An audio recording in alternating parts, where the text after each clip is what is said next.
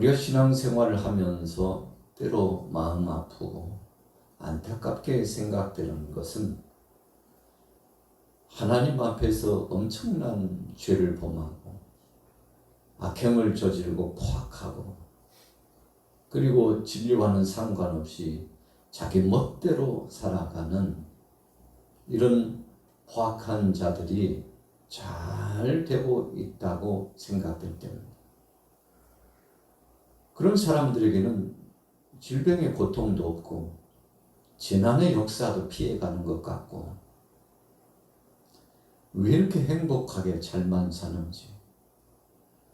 그런데 상반되게 하나님 앞에 믿음을 지키고 하나님 뜻대로 살고자 몸부림치면서 진리 안에서 아버지의 뜻대로 살고자 소원을 품고 정직하게 살아가고 순수한 믿음으로 살아가고 있음에도 불구하고 알 수 없는 질병이 찾아오기도 하고 몸의 고통이 찾아와서 괴롭고 또 재난이 왜 이리도 피해가지 않고 우리 가정에만 바로 나에게만 이렇게 머물러 있는지 마음이 아프고 쓰리고 괴로워서 어떤 때는 탄식하면서 하나님 앞에 울부짖습니다. 하나님 살아계시기는 한 겁니까? 하나님 계시기는 한 겁니까? 하나님이 계시다면 왜 나를 우리 가정을 이렇게 힘들게 합니까? 하나님 계시다면 한번 음성이라도 들려주시고 꿈에라도 임재하여 주시고 환상으로라도 역사해 달라고 그렇게 몸부림쳐서 부르짖고 청원하지만 아무 소리도 들리지 않습니다. 오늘 아삽의 시라고 그랬는데 아삽이라고 하는 인물은 음악가입니다. 악기를 연주하고 찬양하기를 기뻐하는 자입니다. 주님의 몸된 전에 나아가 찬양하면서 수종드는 아주 귀한 사역을 감당하는 자입니다. 둘째 가라면 소를만큼 하나님의 거룩한 성소를 중심으로 해서 하나님 영광을 위해서 살아가는 자입니다. 근데 이 아삽이 살다 보니까 오늘 73편의 말씀을 통해서 보건대 참 눈뜨고는 볼 수 없을 만큼 악한 자들이 득세하고 마음 아픈 일들이 너무 많았다는 것입니다. 그래서 오늘 시편 이 노랫가락으로 시로서 기도문으로서 하나님 앞에 호소하면서 울부짖듯이 하나님 앞에 이 모든 상황과 또 자신 안에 있는 이 아픈 상처를 드러내고 하나님 앞에 공개하는 겁니다. 직고하는 겁니다. 오늘 본문 한번 보세요. 참 기가 막히잖아요. 자, 1절 3절까지 한번 같이 읽겠습니다. 시작. 하나님이 참으로 이스라엘 마음이 정결한 자에게 선을 행하시나 나는 거의 넘어질 뻔하였고 나의 걸음이 미끄러질 뻔하였으니 이는 내가 악인의 형통함을 보고 오만한 자를 질투하였음이로다. 자, 믿음은 마음으로는 하나님은 선한 편에 서서 하나님 뜻대로 살아가는 사람과 함께 하시고 그 하나님 여전히 우리와 동행하시는 분이라고 이렇게 고백하면서 신앙생활하고 이 믿음생활, 일상생활을 하고는 있지만 종종 마음에 무너져 내리는 실망감이 막 금물살 타고 몰려올 때가 있었다는 것. 악한 자들이요. 참 엄청난 죄를 범하고 속임수를 쓰고 사기를 치고 그렇게 살아가는 것이 환히 보여져. 그래서 어떤 때는 얼마 있지 않으면 하나님이 심판하신다. 악한 자가 득세하는 예는 없다. 하나님은 공의의 하나님이시다. 정의를 실현하시는 하나님이다. 공의의 하나님, 그 하나님께서 능히 임재하셔서 바로 저를, 저 가정을, 저들의 세력을 하나님이 치시고 심판하실 것이다. 조금만 기다려라. 하나님이 그냥 내버려 두지 않을 것이다. 이렇게 계속 마음속으로 되새기면서 하나님은 살아 역사하시는 하나님이라고 고백하는데 한 달 지나고 1년 지나고 10년 지나고 20년 지났는데도 깡깡깡 무소식이에요. 하나님은 절대 개입하지 않으시고 방관하시는 것 같고 하나님은 아니 계시는 것 같아가지고 얼마나 속이 쓰리고 마음이 아픈지 괴로워 견딜 수 없다 이겁니다. 여러분 요즘 살아가다 보면 2025년도에 우리 주위를 봐도 그런 예가 굉장히 많습니다. 참 그렇게 알게 모르게 참 엄청난 죄를 범했다고 하는 사람들이 득세하고 세력을 갖고 여러분 그러면 어떻습니까? 정말 도무지 이 세상은 불공평해가지고 살 수 없다고 여러분 사람들이 마음 아파하고 괴로워하지 않습니까? 그런데 오늘 본문에 그렇게 적나라하게 나타나 있어요. 자, 2절에 보세요. 나는 거의 넘어질 뻔하였고 나의 걸음이 미끄러질 뻔하였다. 막 아찔해요. 오늘 하루도 이렇게 또 지나가나 싶고요. 올 한 해도 또 이렇게 지나가나. 하나님 계시지요? 왜 이러시냐고. 하나님 앞에 항변하듯이 막 부르짖고 호소하고. 그래도요, 깜깜서시. 아무런 응답도 소식도 들려오지 않습니다. 여러분 우리가 신앙생활 하다 보면 이런 경험 굉장히 많습니다. 하나님 앞에 목적을 두고 기도했는데 응답은커녕 오히려 더 힘들어질 때 있습니까? 하나님께 질병을 치유해 달라고 그랬는데 병샘은 더 깊어지고 약은 더 늘어나고 그러지 않습니까? 하나님 앞에 사랑하는 자녀의 문제를 두고 기도하고 소원을 품고 내가 함께하고 있는 공동체가 활성화가 되고 더 힘을 얻고 그래서 기적을 체험하고 능력을 체험하고 간증거리들이 많아지고 좀 이렇게 되기를 소원하는데 오히려 믿지 않는 사람들이 빈정거리면서 비웃습니다. 네가 믿는 하나님은 어디 있나? 아이고 참 그렇게 믿음 생활을 잘하는데도 어떻게 네가 믿는 그 하나님이 너를 보호해 주시지 않고 너를 강건케 해 주시지 않은지 모르겠다. 그 하나님을 좀 보여다오. 그러면 나도 믿을 테니까. 이렇게 조롱 섞인 말로 희롱하는 때가 한두 번이 아니에요. 사실 오늘 시편 73편을 보면 우리가 구약의 인물 가운데 욥이 생각이 납니다. 구약의 인물 가운데 욥이 생각이 나요. 하나님 뜻대로 믿음 가지고서 의로운 반열에서 그렇게 정직하게 행하며 하나님 영광을 드러내면서 살았는데 한 번도 눈꽃을 새 없이 깨어있어 믿음대로 살았는데 어느 날 한순간 사탄이 와가지고 시샘을 하고요. 호사다마라고. 이 악한 것들은 하나님 영광을 드러내며 믿음대로 사는 것을 보려고 하지 않습니다. 여러분 그래서 믿음대로 살려고 하면 할수록 어떤 때는 더 힘겨울 때가 있어요. 욥처럼 그런 날이 올 때가 있다는 것입니다. 하루아침에 모든 것을 잃었어요.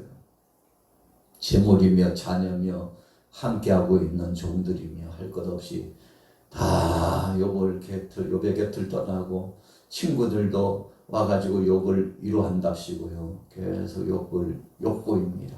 조롱합니다. 정죄합니다. 네가 도대체 얼마나 죄를 범했길래 하나님이 너를 이렇게 하셨겠느냐고 회개하라고. 이거 친구가 아니고요. 마치 원수처럼 보여지고 마음이 얼마나 괴롭고 힘든지. 옆에서 늘 지켜보면서 동역했던 아내도요. 이제는 더 이상 참을 수 없다고 소리를 칩니다. 여보. 우리가 하나님 앞에 뭘 그렇게 잘못했냐고. 당신 몸을 한번 보라고. 우리 주위에 있는 것이 다 사라졌을 뿐만 아니라 당신의 몸이 이렇게 악창이 나가지고 피구름이 삼접하고 그 고통, 잠을 못 이루고 고통스러워하는 당신 모습 보니까 내가 눈뜨고는 참아 볼 수 없으니 차라리 하나님 욕하고 죽는 것이 낫지 않겠냐고. 이렇게 살 바에는 죽는 것이 낫지 않겠냐고. 도와주기는 건너 더 괴롭고 힘들게 무거운 짐을 져주었어요. 이제 진짜 욥 혼자 남았습니다. 그러나 그때 욥이 선포하고 고백하죠. 그리고 권하고 설득하죠.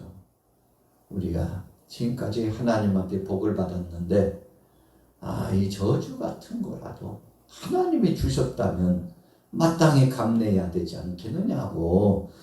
주신 자도 여호와시오 취하실 자가 여호와시니 하나님이 주셨다가 가져가셨다면 또 주실 건데 뭐가 그렇게 걱정이냐고. 하나님 앞에 찬송하자. 하나님 찬송과 영광을 받으시옵소서. 여러분, 욥기의 중심축의 결론은 그겁니다. 그 모진 환난과 고통과 시험의 무대가 몰려왔음에도 불구하고 하나님을 찬양하고, 그래서 사탄의 역사가 둥치를 들고 욥을 무너뜨리기 위해서 물끄러미 지켜보고 진을 치고 있다가 한 길로 왔다가 그 대단한 믿음에, 하나님 영광을 드러내는 믿음에, 그 악조건 속에서도 찬송하는 그 믿음에 7길로 떠나갔어요. 혼비백산에서 떠나갔어요. 이건 당해낼 시간이 없다고 떠나갔습니다. 여러분, 그러니 모든 것들이 이제 종식되고 하나님께서 회복을 주시고, 심지어는 욥을 정죄하고 참소했던 그 친구들까지 하나님이 부르셔서 너희들의 죄값이 있다고 말씀하셔요. 제물을 준비해가지고 욥 앞에 가가지고 욥의 기도를 받으라고. 그래서 욥이 참 얼마나 밉겠어요. 이 친구들이 인간적으로 생각해보면 도움은 일도 없고 욥을 괴롭혔던 장본인들이잖아요. 잘난 체하면서 욥을 정죄하고 욥아 네가 얼마나 하나님 앞에 죄를 범했으니 이런 일을 당하느냐고 막 비웃고 조롱했는데 하나님께서 그들을 위해서 축복하고 기도하라고. 여러분, 그래서 욥이 모든 것을 내려놓고 사랑하는 마음으로 친구들을 위하여 마음껏 축복하고 기도해 주지 않습니까? 그런데 기적의 역사가 나타났어요. 원수 같은 자들도 마음에 응어리진 것과 같은 참 분노가 치밀어 오르는 그런 대상도 인간적으로 보면, 세상 방법으로 보면 뺨이라도 한 대 때려주고 욕짓거리라도 좀 마음껏 실컷 해보고 그래 줘야 되는데, 오히려 그들을 선대하고 하나님의 명하신 말씀대로 축복했더니 그것으로 끝나지 않고 그 순간부터 욥의 가정에 회복의 역사의 문이 활짝 열려지고 하나님이 물권을 채워주시고 인권을 채워주시고 만사 형통케 해주시는데, 여러분, 욥기서의 결론이 그렇게 나고 있습니다. 모든 것을 갑절로 주셨어요. 여러분, 그래서 그 어느 것 하나도 갑절로 주시지 않은 것 없이 다 채워주셨는데, 우리가 욥기서를 읽다 보면 이 마지막 종결편에서의 환희에 찬 기쁨이 솟아오르죠. 그러면 그렇지, 하나님은 의로운 자의 편이야, 믿음의 사람의 편이야, 악한 자는 반드시 하나님이 심판하셔. 다윗의 삶을 통해서도 나타나잖아요. 요셉의 삶과 다니엘의 삶과 아브라함의 삶, 모세의 삶을 통해서도 분명히 나타나잖아요. 여호수아의 삶을 통해서 나타나잖아요. 예레미야 선지자, 눈물의 선지자의 삶을 통해서도 나타나잖아요. 깜깜무소식 하나님 아니 계신 것 같은데 어느 한순간 때가 되면 하나님 임재하셔서 채워주시고 하나님 도와주시고 품어주시고 업어주시고 이끌어주시는데 놀라운 역사를 체험했습니다. 오늘 본문에도 보세요. 14절에 나는 종일 재난을 당하며 아침마다 징벌을 받았도다. 세상에 어떻게 의로운 사람이 이런 일을 당할 수 있겠습니까? 그런데 어느 날 17절에 하나님의 성소에 들어갈 때야 그들의 종말을 내가 깨달았도다. 여러분, 이 성소는 하나님 나라예요. 하나님의 임재하시는 보좌예요. 거룩한 성전입니다. 주님 앞에 나아가는 기도하는 자리입니다. 여러분, 성소에 들어갈 때 비로소 알아요. 우리가 세상 밖에 있을 때는, 하나님 앞에 나아가지 않을 때는, 기도하지 않을 때는, 하나님의 은혜를 생각지 않고 세상 중심으로 머물러 있을 때는 지옥 같아요. 여러분, 지옥이 따로 없습니다. 하나님 아니 계신 것 같고 악이 득세하고 세상에 불공평한 것 같이 생각되어지고 여겨지는 삶이 지옥 같은 삶이죠. 얼마나 불편하고 힘든지 몰라요. 나만 저주받고 나만 고통당하는 것 같고, 그래서 세상에 대한 적개심을 갖고 불만을 품고 적대적인 말을 하고 하루하루 산다는 것이 고통스럽고 괴롭죠. 여러분, 그러나 그렇게 살지 않고 마음을 내려놓고 주님 앞에 천부여 의지없어 손들고 왔습니다. 나 같은 것이 의롭게 산다고는 하지만, 믿음대로 산다고 하지만 어찌 의로운 자가 되고 믿음 있는 자가 될 수 있습니까? 하나님의 영광스러운 것에 비하면 이 종은 죄인 중에 괴수한데, 그럼에도 불구하고 나를 사랑하신 주님 감사합니다. 주님 살아있다는 것이 감사고, 아직도 이 어려움 속에서도 하나님이 나와 동행해 주신다는 것이 은혜라고, 여러분 마음을 바꿔가지고요, 그 어느 곳이든지 하나님 나라라고. 직전까지만 해도 지옥 같은 삶을 살았는데 마음을 바꾸고 주님을 모시고 주님 앞에 맡기고 기도하다 보니까 바로 그 순간이 거룩한 성소가 되었어요. 야곱이 형 에서에게 쫓겨가지고 가다가 베델에서 잠이 들었는데, 이제는 죽겠구나 싶죠. 그런데 하나님께서 꿈에 그와 함께 하시고 응답하시고 깨어보니까 돌을 베개 삼아서 잠이 들었는데, 여기가 하나님 나라구나. 여기가 하나님의 보좌구나. 그래서 돌을 세워놓고 기름을 붓고 하나님 앞에 예배하고 기도하면서, 하나님, 바로 여기가 거룩한 곳인 줄 알지 못했습니다. 야곱이 그때서 철이 들었거든요. 오늘 아삽도 마찬가지예요. 여러분, 17절에 하나님의 성소에 들어갈 때야 그들의 종말을 내가 깨달았도다. 하나님이 선악간에 심판하신 분, 분명한 그런 역사를 행하신다는 것을 알았어요. 천국과 지옥이 있다는 것을 확실히 확증했어요. 그래서 악인의 형통 부러워할 것 없다 그래서 때를 두고 기다리면 하나님이 다 알아서 해주시고, 의롭게 행했는데 왜 하나님이 상한 주시고 안 갚아 주시냐고 말할 것 없어요. 때가 되면 하나님이 다 회복해 주시고 하나님께서 칭찬해 주실 날이 온다는 겁니다. 그래서 우리는 하나님 한 분만 바라보고 믿음 생활해야 세상을 이길 수 있습니다. 오늘 73편의 아삽의 시는 그런 결론을 주고 있어요. 사람 보지 말고, 세상 보지 말고, 환경 보지 말고, 조건 보지 말고 하나님만 바라보고 말씀 중심으로 살면 다 하나님께서 때가 되면 알아서 해주시니 인내심을 가지라고 말씀하고 있습니다. 23절 읽습니다. 시작. 내가 항상 주와 함께하니 주께서 내 오른손을 붙으셨나이다. 주의 교훈으로 나를 인도하시고 후에는 영광으로 나를 영접하시리니. 자, 28절로 가봅니다. 시작. 하나님께 가까이함이 내게 복이라. 내가 주 여호와를 나의 피난처로 삼아 주의 모든 행적을 전파하리다. 26절에 보세요. 내 육체와 마음은 쇠약하나 하나님은 내 마음의 반석이시오 영원한 불기시시라. 여러분, 하나님 멀리하는 것이 저주입니다. 하나님 멀리하면 나락으로 떨어집니다. 우리가 시험에 빠지고 넘어지는 이유는 다른 거 없어요. 하나님 멀리했다는 증거입니다. 자꾸만 마음이 착잡하고 우울감이 오고 근심과 걱정이 막 짓눌러. 이유는 한 가지입니다. 거룩한 성소에 나가지 않았기 때문에 그렇습니다. 여러분, 주님 앞에 맡기고 가십시오. 오늘 화요일 아침입니다. 8월 10일 이 아침에 주님은 오늘 본문 말씀을 통해서 기도의 제목을 주십니다. 내게 가까이 하는 것이 복이다.